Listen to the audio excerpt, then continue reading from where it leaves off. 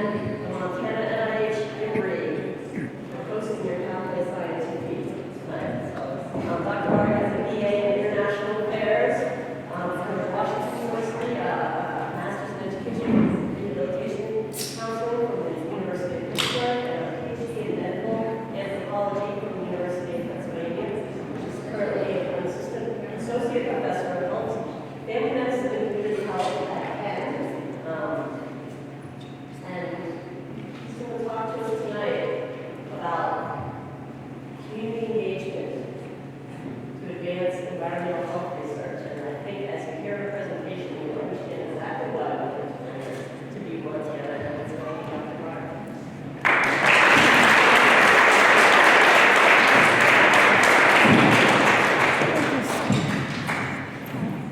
Thank you.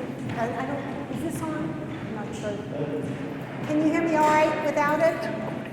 Yes. There we go. How's that? Better? No?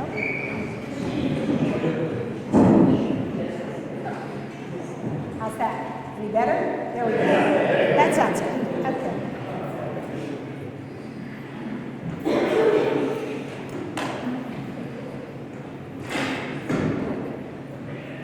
There we go.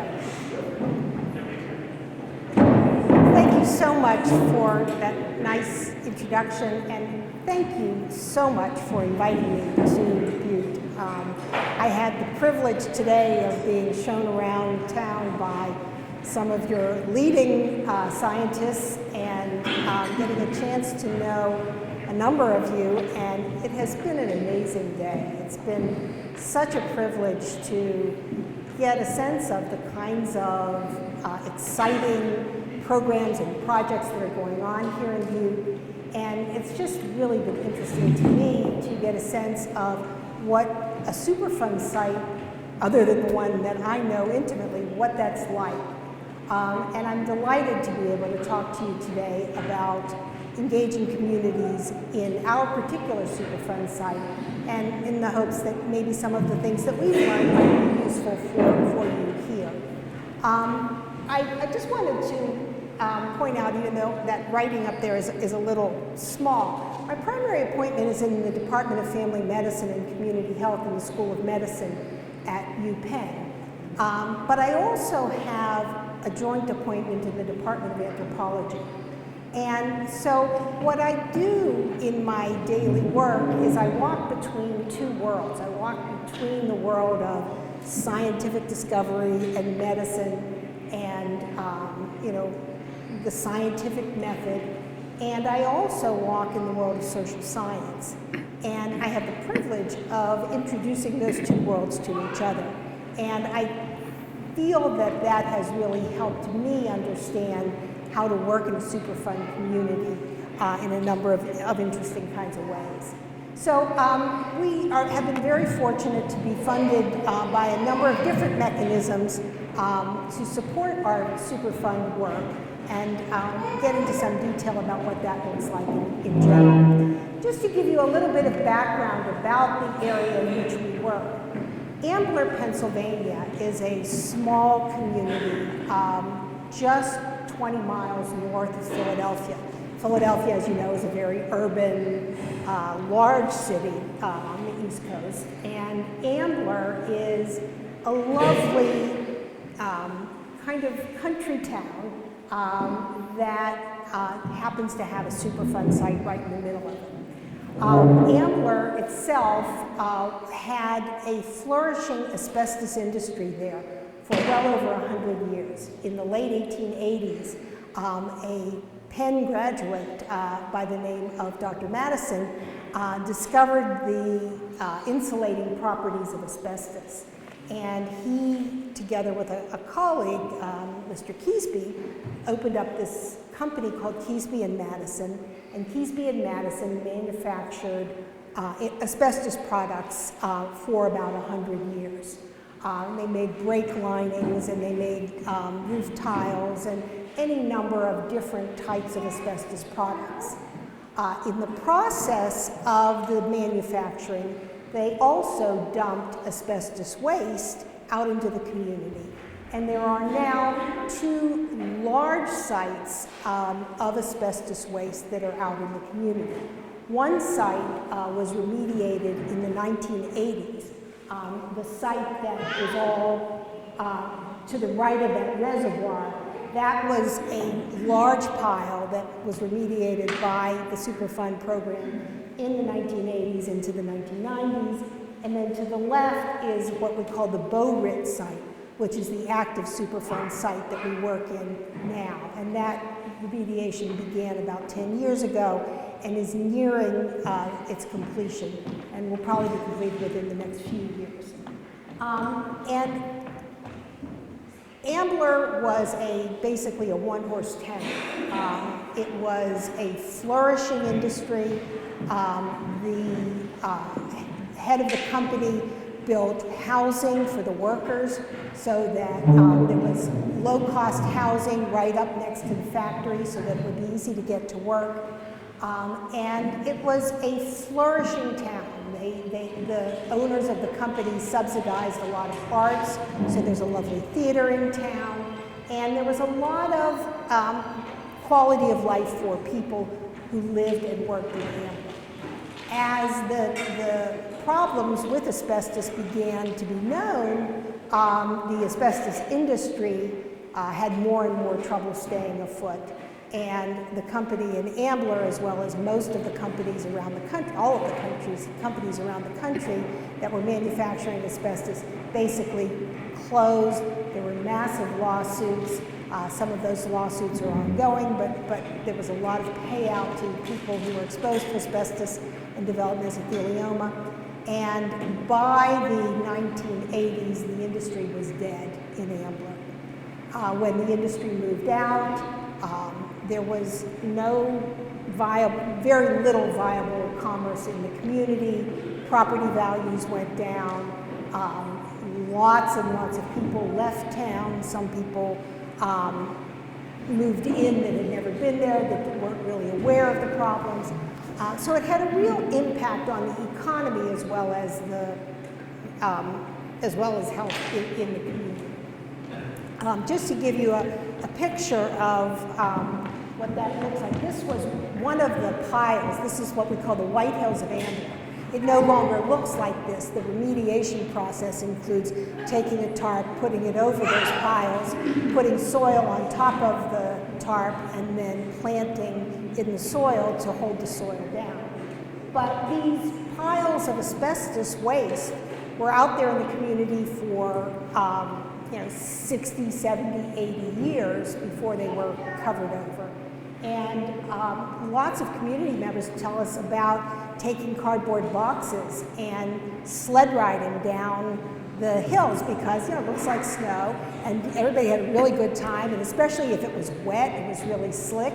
So people would just slide right down, and lots and lots of people talked about playing on the piles. Also, you can see that there's a playground right there next to it, so lots of kids were playing right next to those piles as well. There were also lots of other sort of things that we heard about. People would take asbestos pipes and take potatoes and put them inside and then put coals inside to heat and bake the potatoes right in there. There are any number of things that people did because that asbestos was really part of their daily life. This is a picture of one of the streams that runs through the site, and this particular stream is one of two that are very popular and run through a park that's right near the area and ultimately end up in the Schuylkill River, which is the main river in Philadelphia. You can see all kinds of asbestos particles lining the stream bed there.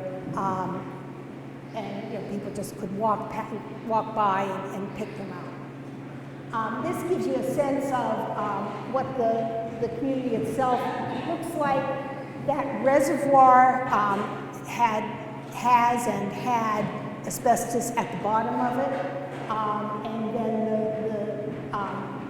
the factory itself is down there over on the right-hand corner. So about 5 years ago now, we I was working at Penn, and one of my colleagues, who's an occupational health physician, got a call one day from somebody living in Ambler. And she said to him that they were very concerned about this problem of asbestos in Ambler.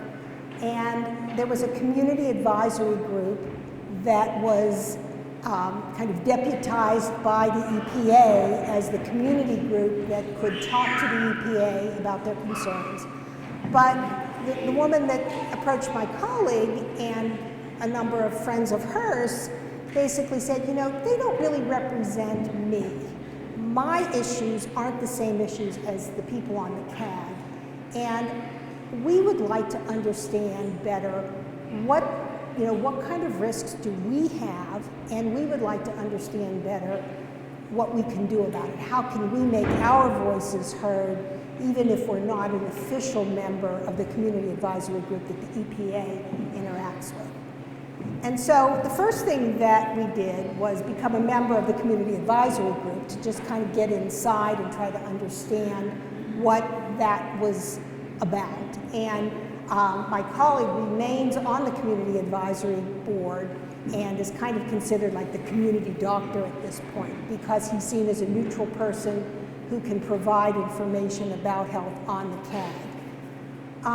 But then the other thing we did at that time was we went to our, at that time, he started talking with me, and he said, you know, I'm a scientist and I know how to, study medicine, but what I don't know how to do is study communities. And you're an anthropologist, that's what you do. How would you go about trying to understand what's going on in this community?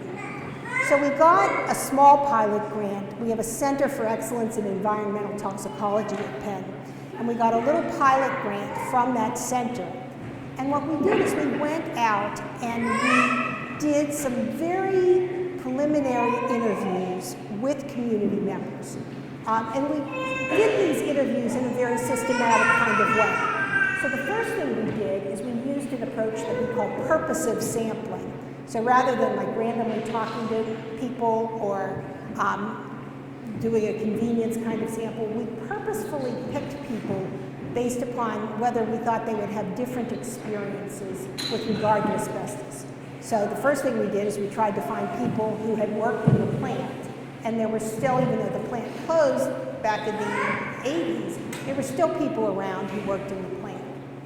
We also wanted to talk to family members of people who worked in the plant. And so we talked to a number of those folks, and about 15 in each group. And then we thought, we also want to understand what it's like to have no relationship to the asbestos industry, but to live in this community and live near these piles. So we talked to a lot of folks from that just lived in the community. We also did some interviews with folks from the EPA, and we also did some interviews with city planners and folks in the government. And we did that to try to understand, what is it about people's lives that concerns them in terms of the asbestos problem? And so we heard a number of different issues. We heard that that there were lots of people, many people who, you could clearly link mesothelioma, which is a cancer that you really only can get if you're exposed to asbestos. So we found a lot of examples of people with occupational exposure. We also found a fair number of people who knew of people that were family members of people who worked at the plant. So, we could understand how there might be a link with, the dad coming home with asbestos fibers on his clothes or in his hair, and then bringing those fibers into the house and people in the house being exposed. We also heard stories about little kids going and having lunch with dad at the plant and, taking their lunch and sitting there in the break room and having lunch in the factory itself. But then we also heard a lot about fears, both real and perhaps not real, about this environmental exposure. And so it impressed on us that it was really important to look at all three situations. We also learned about the fact that there was this active community advisory group, but that there also were a number of other groups that exist in the community who don't feel that their interests are represented by the community advisory group. And in particular, there were two groups. There was a group of lower income African Americans who came to Ambler specifically from one particular town in Virginia because of the good jobs. And they remained, many of them remained in Ambler after the plant closed, but they were living essentially in those little houses right up near the plant. And the community in which they were living is one of the areas that's targeted for some of the remediation efforts. And so one of the things that's going to need to happen is they're going to need to divert some of the water that is flowing in the community. And in order to do that, they're going to need to knock down houses. And guess whose houses they're going to need to knock down? So there are some concerns within the community about some of these environmental justice issues. There are also a number of lower income Italian immigrants that also live in the community, and they also didn't feel that their interests were being served by the advisory group that gets to talk to the EPA. We also heard that there's a lot of concern about the way the remediation is proceeding. And at each community advisory group meeting, we hear people in the community fighting with the EPA. We don't like what you're doing. We don't believe that the measures you're getting are the right measures. We don't believe that the remediation strategy that you're doing is the right strategy. And we also heard that there's all kinds of other ideas people have. Some people want to truck all the asbestos out, which would be really hard to do because they would expose people just by the trucks driving out. Some people want to cement over everything that's there and dig a deeper pit. Some people don't believe you can remediate it, that it's just an intractable problem and everybody should just leave. So there was a lot of concern about the way the remediation is proceeding, and a lot of anger and distrust that comes out of it. That gets into the idea that there are a lot of competing interests as well. Business leaders have different interests than community leaders, and they have different interests than the EPA might. And we also heard a lot about the fear and mistrust that people have in general of, in particular, the EPA, but also government itself. And it's an interesting situation in Ambler because the bad guy is gone. The bad guy is bankrupt and gone, and it's not like you can go to the company and say, you have to do this differently. The horse is way out of the barn as far as that's concerned. And so it's not like they can focus their anger anymore on the company. It's more targeted toward the EPA and towards government, sort of like an amorphous sense of government. There are also, the other thing that is kind of interesting too is, we kind of marched in there thinking everybody is really concerned about their health. And everybody is really concerned about this high level, these high rates of mesothelioma that are being detected. But a lot of people don't think about that most of the time. What they are thinking about is the effect that the asbestos episode has had on their community and how the demise of the industry has basically destroyed a community that everybody loved, and a community that in the past had really positive qualities. People talked a lot about, there was no segregation here, there were no fights here, there were no drugs here, this was a lovely country town. And a lot of people really are mourning the loss of that notion and that type of community. And so that's a more salient issue in some ways than the issues about health, even though people are, of course, concerned about their health as well. Two other things we heard. One is this idea that the boundaries around the risk are very porous, meaning that, you know, it's not like you have a risk that, you know, lives on Main Street, and if you walk away from Main Street, you're no longer at risk. But, you know, asbestos can get into the air, it can get into the water, it can fly around. It's, you know, you don't really necessarily even know how much of it is going to be a problem. The fibers can be very small. And so this sort of notion of no real boundary around the risk is hard for people to wrap their head around. And similarly, the notion of risk really varies. And really varies for a lot of good reasons. We see lots of people who were exposed to asbestos, you know, people who worked in the plant for 30, 40, 50 years and never got sick with any asbestos-related disease.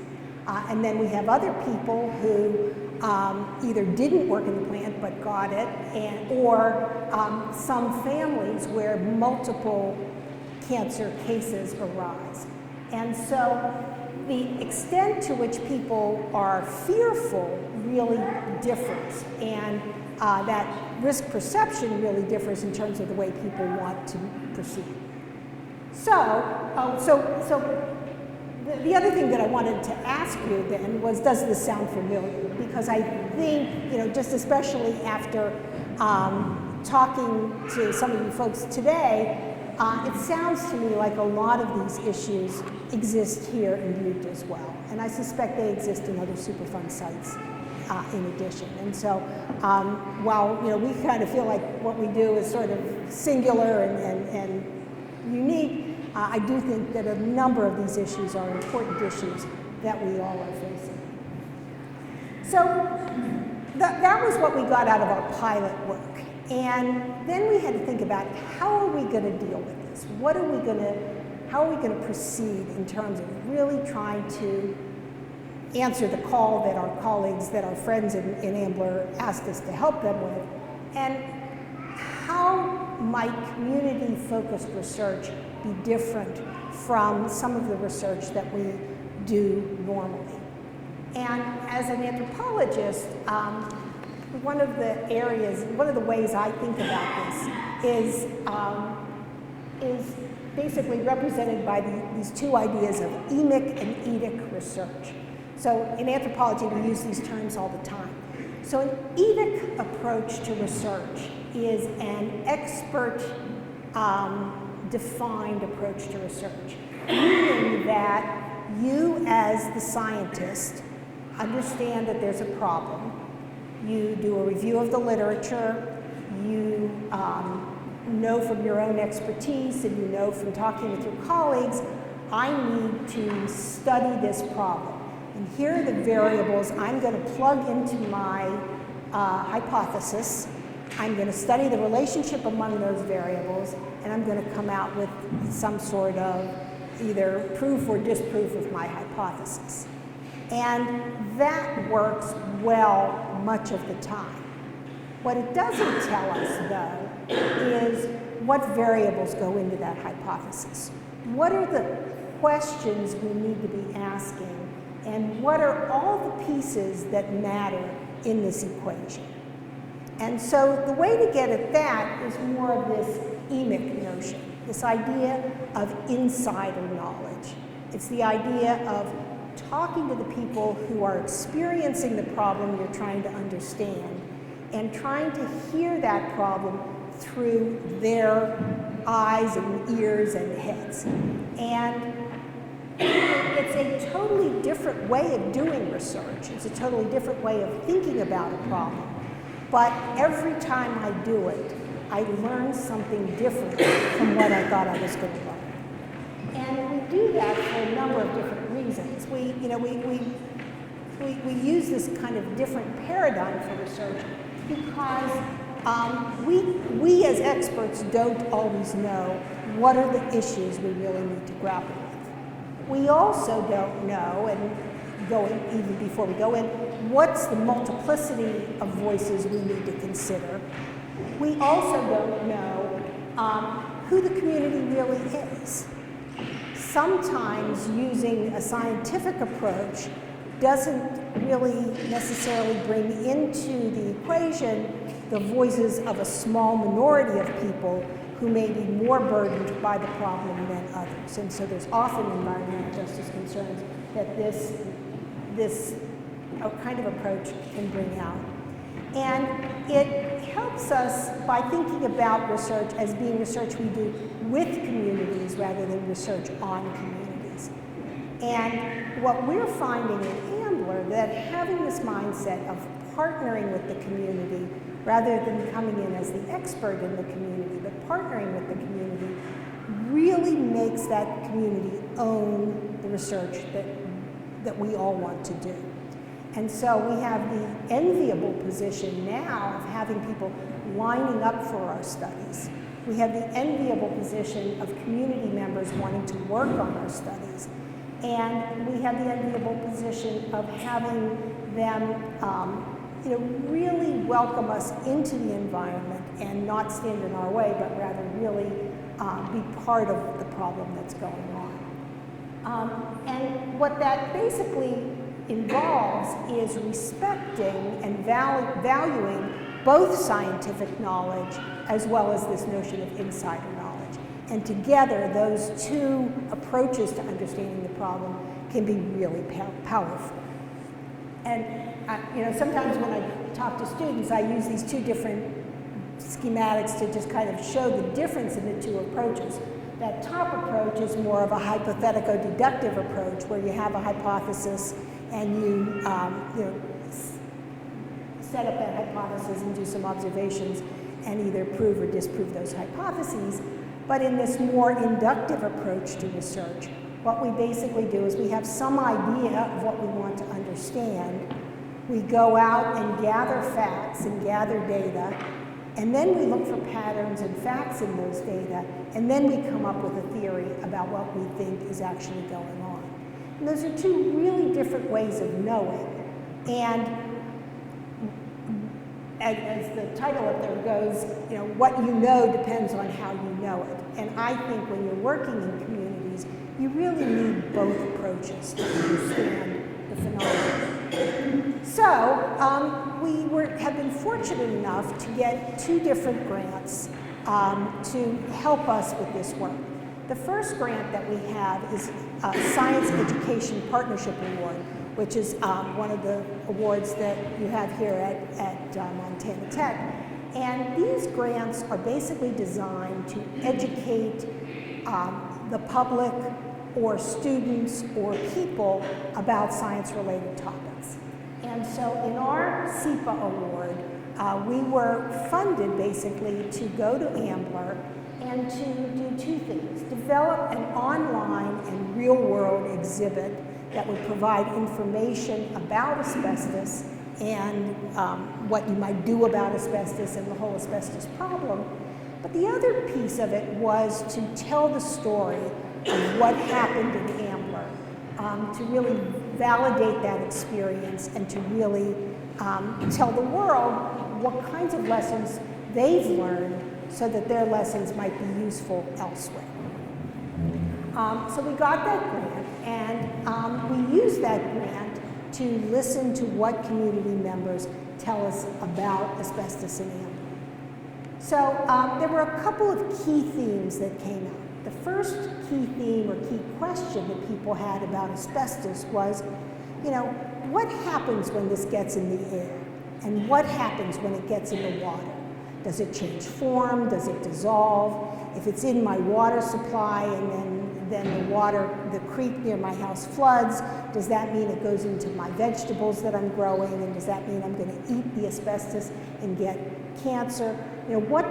What happens to it in the water and what happens to it in the soil? And is that a risk for me? Second thing that we heard loud and clear was this real confusion about either I knew somebody who worked in the plant and they never got sick, or the person who got sick didn't work in the plant. So trying to understand why some people do or don't get mesothelioma. And you can only get mesothelioma from asbestos. So trying to understand and wrap their heads around that. The next big question was the environmental question. You know, it's pretty clear that if you work with asbestos and you are, you know, exposed daily to asbestos, you have a chance of getting mesothelioma. It's not clear that these piles currently pose a risk, and we don't know if they do and we don't know if they don't. And no one, including the EPA, is saying yes or no.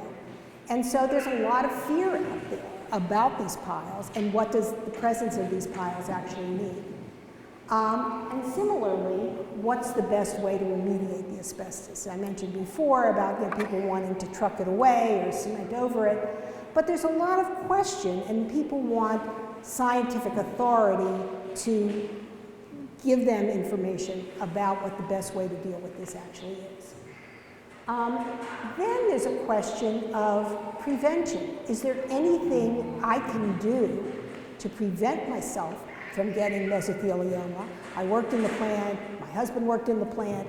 You know, what could I do if I'm worried about this? And also, is there any way to know if I'm going to get sick?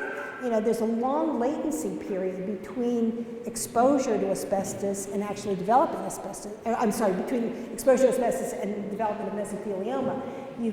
There actually have been lots of cases that are 50 years later, 50 years after exposure that crop up. And so that long latency period is can be a really significant time of worry.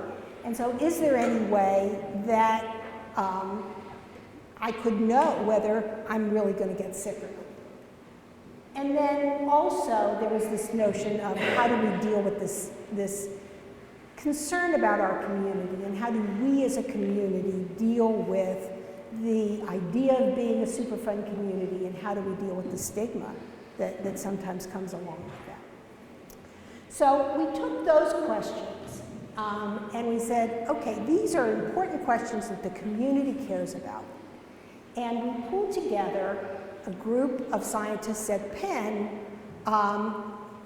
ranging from soil sample experts and hydrologists and geologists and oncologists and epidemiologists. We have a lot of ologists at Penn.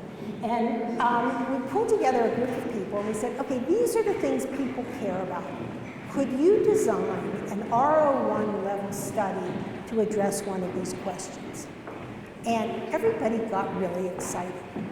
So what we did is we wrote a grant, and in it we have a community engagement core that is devoted to communicating between scientists and the community about the research that is ongoing.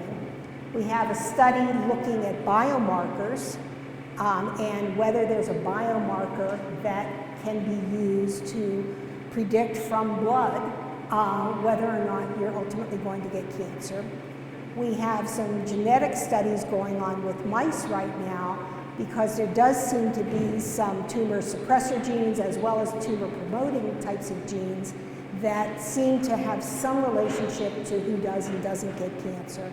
And so we're doing some work at the genetic level trying to understand that, and in particular trying to understand the cancer clusters that we see in families.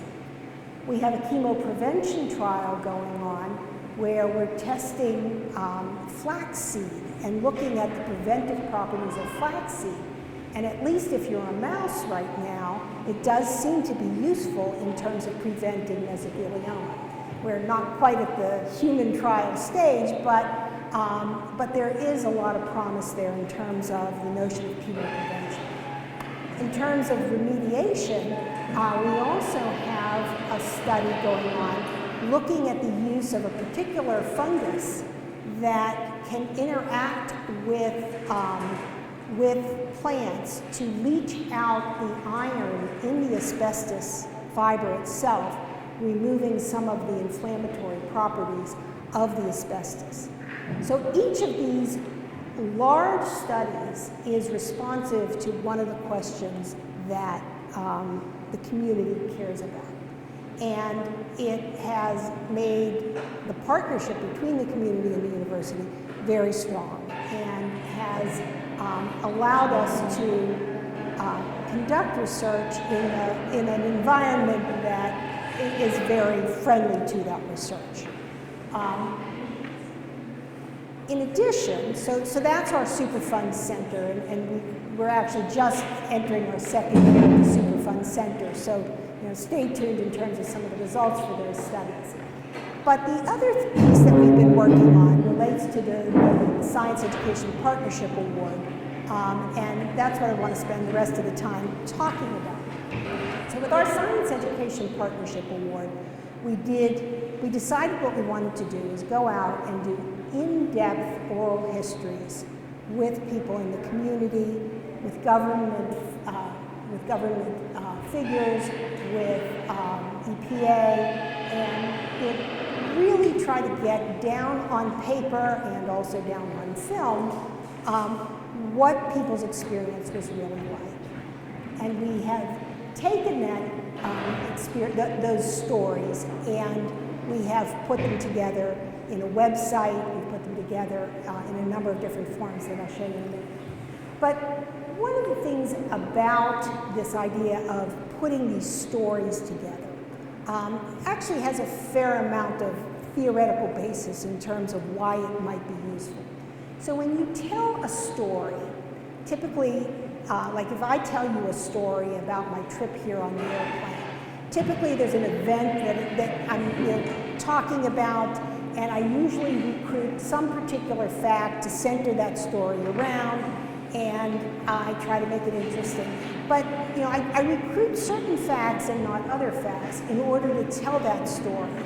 And by looking at and thinking about what facts I choose to recruit and what facts I choose not to recruit tells you a lot about how I'm understanding and experiencing that story. Also, by telling a story, and in these folks' lives, it's telling the story about their experience in living in a community with asbestos, that story is going to have some drama in it, and it's going to have some emotion in it, and it's going to have some human interest in it, and it's going to be a whole lot more interesting than reading a scientific journal about what it's like to be exposed to asbestos. And so stories do actually work in terms of conveying information that's salient and important. Stories also actually do things. They have the power in the telling to allow the speaker to kind of try out what it is, how they're thinking about and making meaning out of the experience they're having. And they do, in telling the story, it has the ability to transform the speaker from someone who has experienced something that may or may not have been organized in their head. And in telling that story, it allows them to organize it in a particular way to convey a particular sense, and also to convey what kinds of ideas they imagine for the future.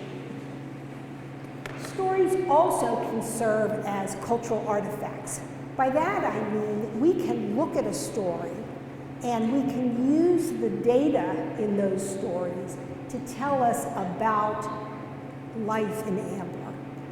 And so we know, and we have recorded now and have data that people can use to research what life is like living in a Superfund community with asbestos.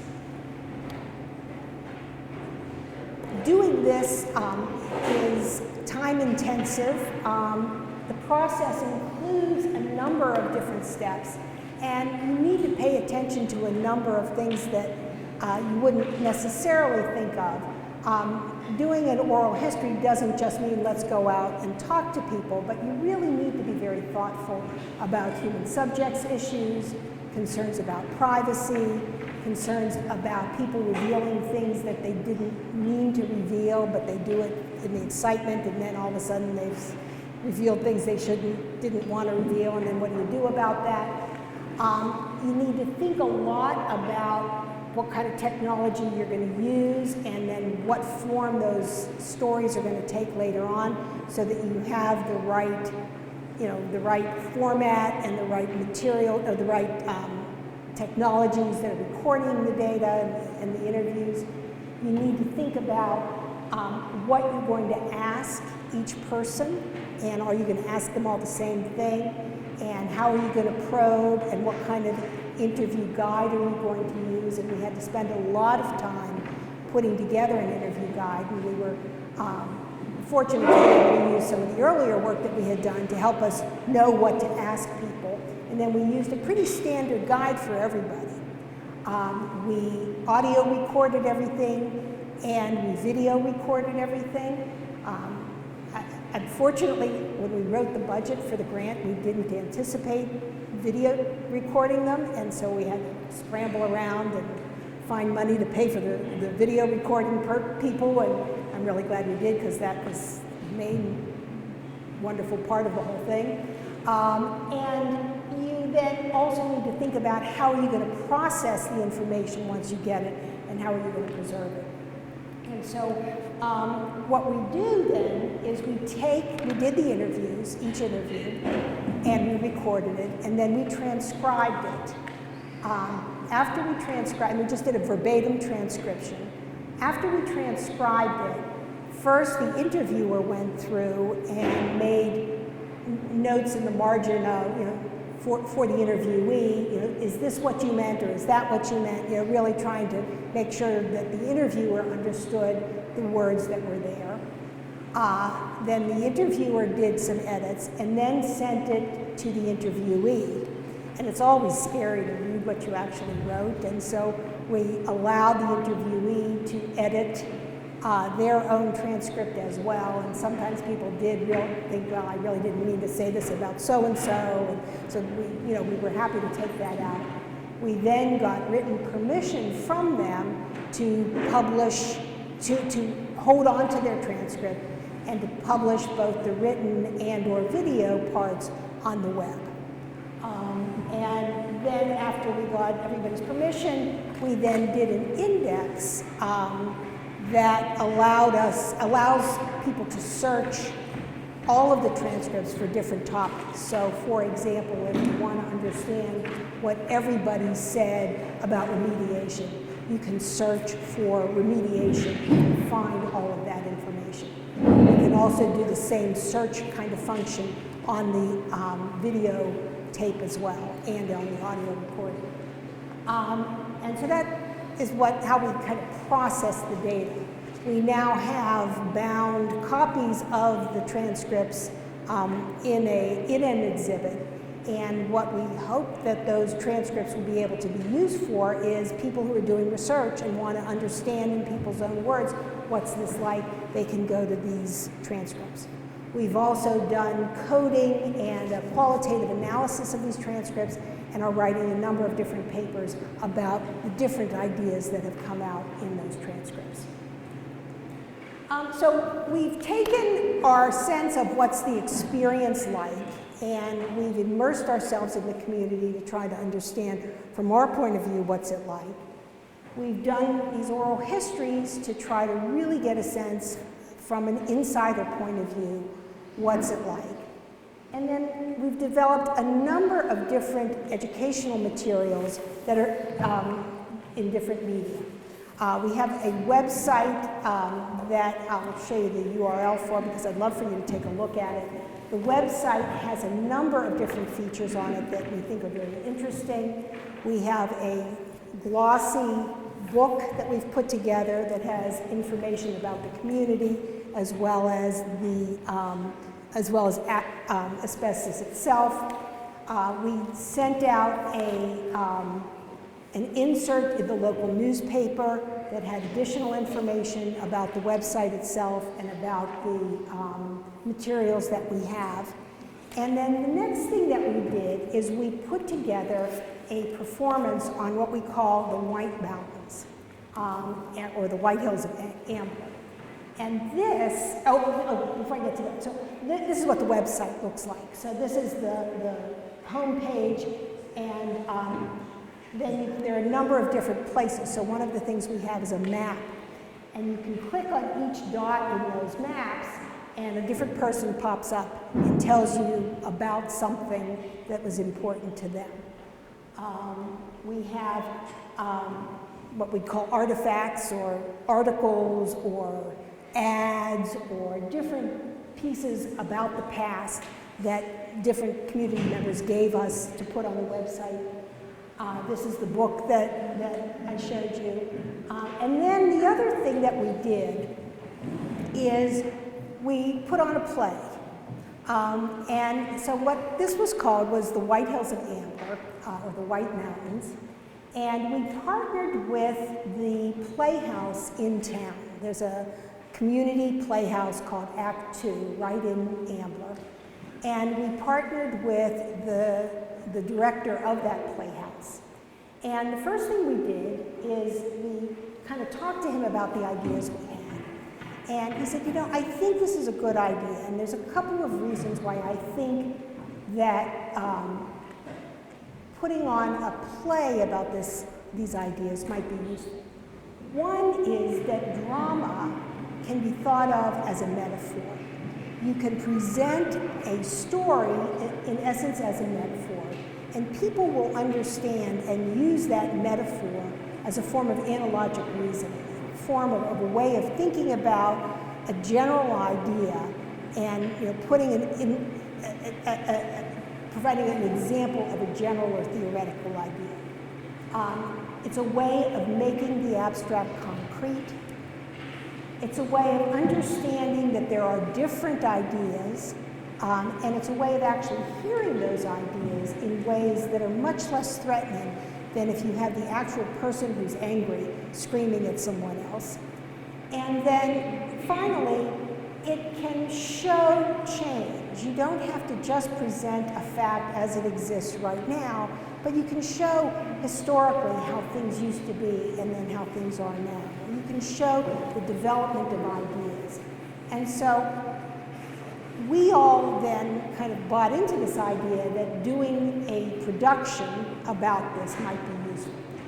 So what we did is we took the oral histories that we had, the transcripts from the oral histories that we had, and we worked with the producer at Act 2, and he identified 12 playwrights that he knew from the community, and he gave one or more transcripts to each of the playwrights, and also gave them access to the rest of the data that we had.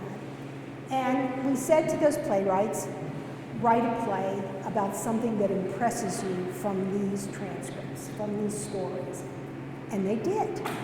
I was scared to death because I was afraid that, in the interest of art and artistic whatever license, that they were going to be saying that they weren't going to allow us to look at it and just make sure that things were scientifically correct. But they were terrific, and they really did absolutely allow us to review everything and make sure that everything, that we weren't perpetuating any kind of falsehoods about asbestos.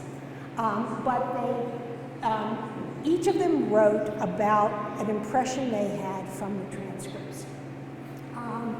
And then, in a relatively short period of time, within a year, they took that idea, and by April, starting last summer, and by April,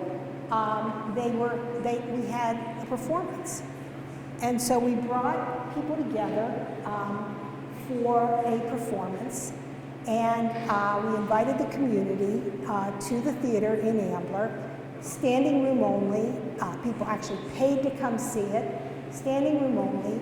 In the lobby of the theater, we had some of the exhibit materials that we had from, that we've collected. And we had a performance of each of the plays that, 7 of the 12 plays that were written. Afterwards, we had a discussion among the community members about what they had heard. And this actually blew us away because we all of a sudden had people that we knew had specific points of view. And all of a sudden, people were listening to other points of view. No one has dramatically done a 180-degree turn, but people were listening to their neighbors and starting to talk to each other about other points of view. This is a picture from one of the performances. People said it's the first time I saw another point of view. The other part that blew us away was the folks from the EPA said, this would be a wonderful training vehicle for our staff. This would be a wonderful way for our staff to understand ways to talk to community members and what community members care about.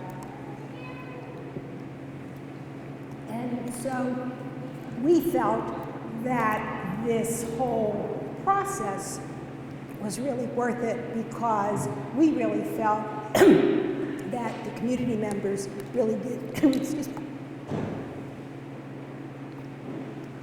really did feel heard. The crowning achievement, though, was in August, we received the Philadelphia Geek Award. So there's this entity in Philadelphia called Geekadelphia. And these are people who are all engaged in science and who are engaged in promoting science education in different creative kinds of ways. And so we got the Philadelphia Geek Award for these performances, and we were very excited. It gave me enormous street cred with my children. And it actually has been something that has really validated for us that maybe this is a valuable way to present science information. So with that, I'm going to take another drink of water and be more than happy to discuss any aspect of this with you.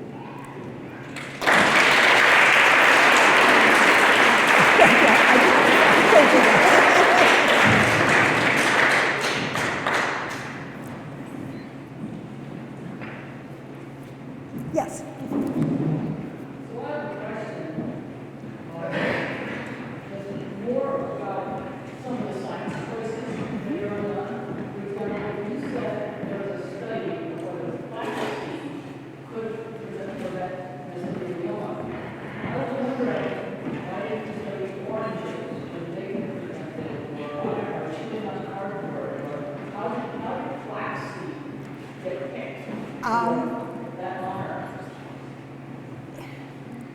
So I'm not going to have a good answer to that question. But the woman that studies it I'm trying to remember what the actual reason was for specifically picking flaxseed, but I think it was the oxidation, the oxidation factors in it, and the ability of flaxseed to somehow interact with oxidative stress in some way. But I'm not going to be able to answer your question really well. But I'll be happy to put you in touch with the PI. Yes? Now has a PBS or the local public TV program, have they done any kind of profile other than your oral histories and what you videotape? Well, that's a good idea. I think they would like to. We actually have a press release going out tomorrow about the plays. And so I would like PBS actually to perhaps be one of the sponsors. One of the things that we need to do is get funding to continue to be able to produce the plays. And PBS would be perhaps a sponsor, but some of the foundations in town I think might also be able to help sponsor and help us find venues. We actually have a number of venues that would like it. In Ambler, they'd like us to come back to the Playhouse and do it again. We also would like to take it into the schools in Ambler and use it as a teaching tool in the schools, and also work with the kids in the schools to write their own stories about asbestos as well. Yeah? Has any of this changed the direction of dealing with the problem and is that already done? Well, with the remediation piece, our results at this point are too preliminary to change the way the remediation is going. However, if the fungus that we're working with does seem to have some properties that actually might be useful, the EPA would be more than happy to work with us on that. Most of the stuff we're doing is still too preliminary to really make much of a difference. The only real difference has been in the notion of engagement. The big difference is that we now are working very closely with the community, and they're engaged with us 100%. Yeah.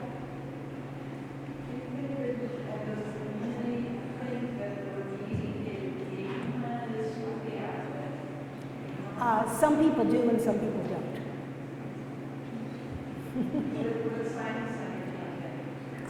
I think they're not convinced that it's adequate. Some of the data that we have, I forgot to mention the epidemiologic study that we're doing, but I think the epidemiologic study that we're doing might be able to give some clues about whether the environmental exposure is actually important or not. How many people were involved in the oral history kind of thing, and did you record the plays? 20 people were interviewed for the oral histories. The number that were interviewed, the person numbers. We had about 10 people involved in the process. Some were more up front and some were back in the background designing the instrument and lining up the video recording and that kind of thing. We did not record the performances when they were held, in part because for two reasons. One, we felt that the intimacy of theater was different from recording, but the real reason is we didn't have the money. Yeah.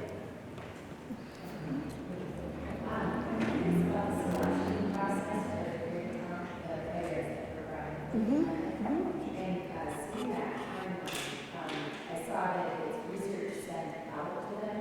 So I'm interested in that process of collaborating with the artists who are involved in the orientation. Yeah. We did that through the director at the Playhouse. We worked with the director, and we kind of trusted that he knew that community better than we did. And so he was the one that selected the playwrights.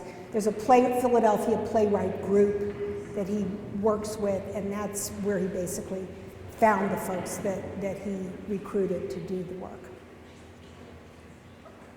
And it was a competitive process too. They submitted their scripts, but not all of them were accepted.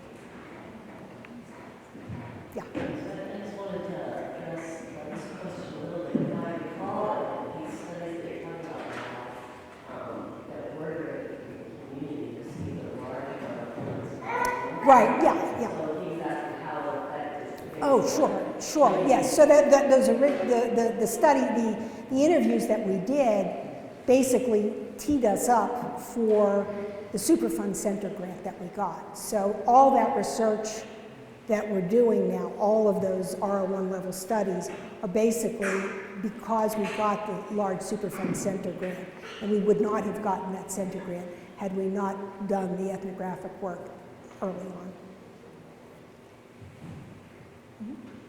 You mentioned biomarker study, and I'm wondering if part of the Superfund research project involves long-term monitoring of health effects. Is there any kind of long-term monitoring of people who are exposed or families to that? Yes, part of what we're doing through our community engagement core is building a database of anyone willing to participate and be monitored over time. And people are very interested in participating in that. And that's actually going to include both survey type of work, blood samples, tissue samples, that sort of thing as well. We've also, gotten data from the Pennsylvania Cancer Registry, and so we have that we'll also put into the database. So those are folks that were diagnosed in the past, and most of them unfortunately have died, but they'll be part of our database. And part of the epidemiologic study that we're doing is looking at, for all those people who were actually diagnosed with mesothelioma, what possible routes of exposure and what lifestyle factors might have exposed them to asbestos in the past. The other thing that I didn't mention that as part of this that we're doing, when you mentioned about long-term monitoring, we also are doing a historic cohort study where we have data from the 1930 census, because census data can be de-identified, I think 72 years after it's collected. And so we have data from the 1930 census for every person in Ambler. We have their name, the date of birth, where they were born, who they lived with, where they worked. It's a gold mine. And so we started with that data set, and at that time there were a little more than 4,000, about 4,600 people in the census in Ambler at the time.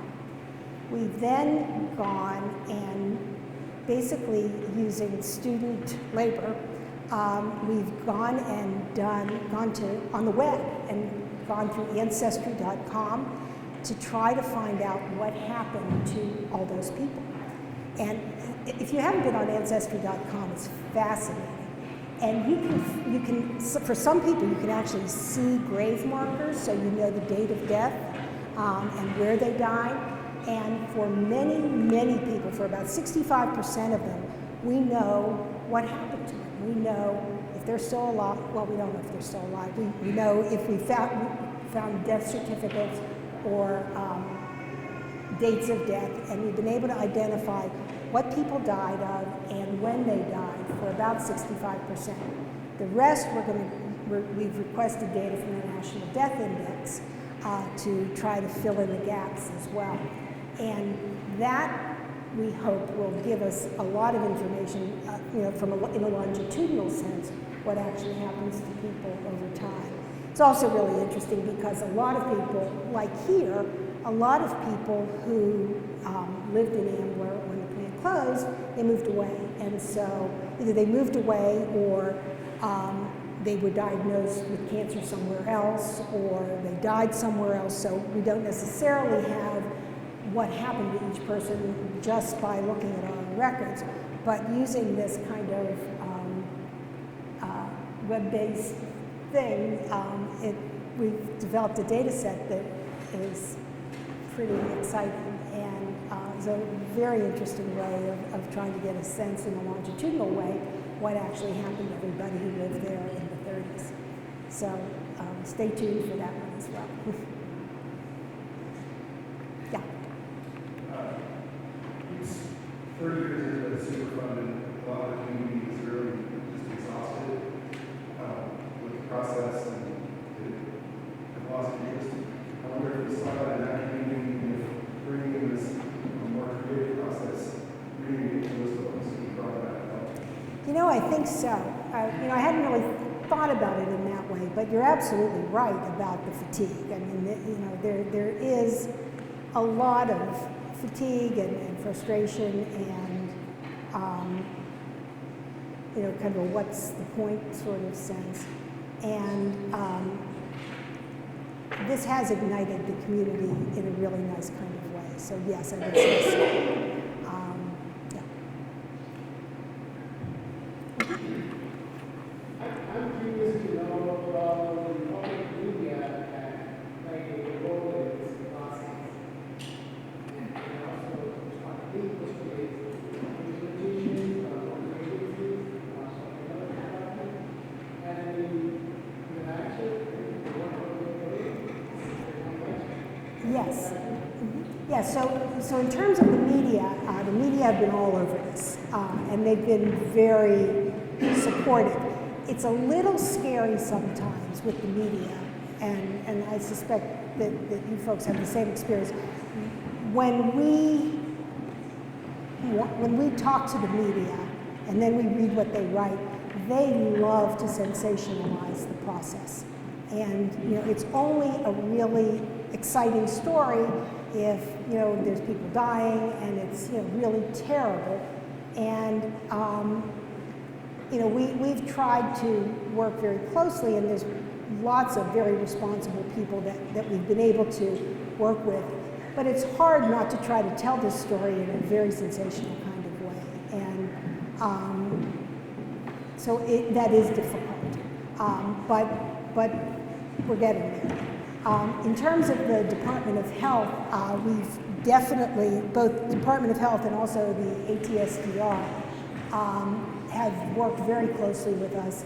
They're on our advisory board, and we are working with them very closely to do some of the epidemiologic work that they want to do to further explore the cancer cluster that actually exists in the area. But yeah, so we've partnered very closely with them.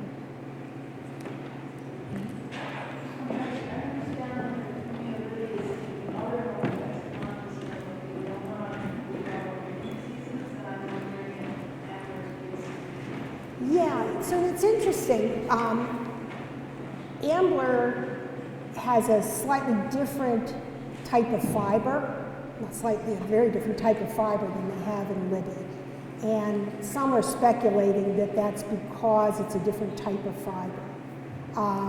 And that may be so.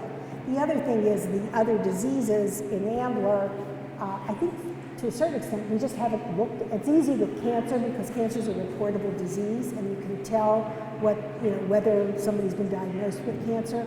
But some of the other effects are not reportable, so finding them and understanding them would be much harder.